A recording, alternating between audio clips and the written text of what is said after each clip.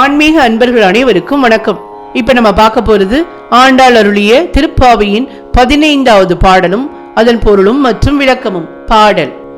எல்லே இளங்கிளியே இன்னும் உறங்குதியோ, சில்லென்றழையேன் மின் நங்கை மீர் போதர்கின்றே, வல்லை உன் கட்டுரைகள் பண்டே உன் வாயறிதும், வல்லீர்கள் நீங்களே நானே தானாயிடுக, ஒல்லை நீ போதாய் உனக்கென்ன வேறுடையை, எல்லாரும் போந்தாரோ போந்தார் போந்தெண்ணிக்கொள், வல்லானை கொன்றானே மாற்றரை மாற்றழிக்க, வல்லானை மாயனை பாடலுரெம் பாவாய்.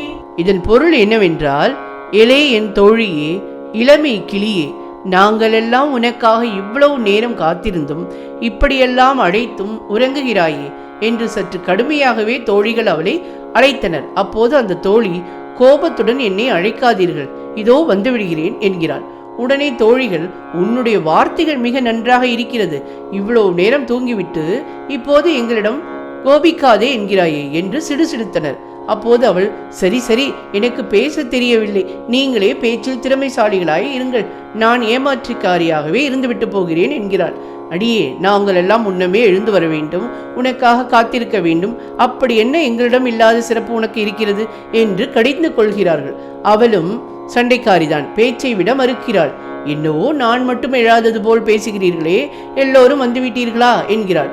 தோழிகள் அவளிடம், நீயே வெளியே வந்து இங்கிருப்போரை எண்ணிப்பார், வலிமை பொருந்திய குவளையாபீடம் என்னும் யானையை அளித்தவனும் எதிரிகளை வேட்டையாடும் திறன் கொண்டவனுமான மாய கண்ணனை வணங்கி மகிழ உடனே எழுந்து வா என்கிறார்கள். இதன் விளக்கம் என்னவென்றால், ஒரு பாடலை இரு தரப்பார் பாடுவது போல் அவர்களின் பெயரை குறிப்பிடாமலேயே இனிமை பாட பாடியிருக்கிறார் ஆண்டாள். பெண்களுக்கு பேச கற்றுத்தரவா வேண்டும்? இந்த பாடலில் ஒரு பெண்ணை மற்ற பெண்கள் கலாய்க்கும்படியான ஒரு சூழலை நகைச்சுவை ததும்ப பாடியிருக்கிறாள். படிக்க படிக்க சர்க்கரை துண்டாய் இனிக்கும் பாடல் இது. இந்த பாட்டுடன் தோழியை எழுப்பும் படலம் முடிந்து விடுகிறது. நன்றி, வணக்கம்.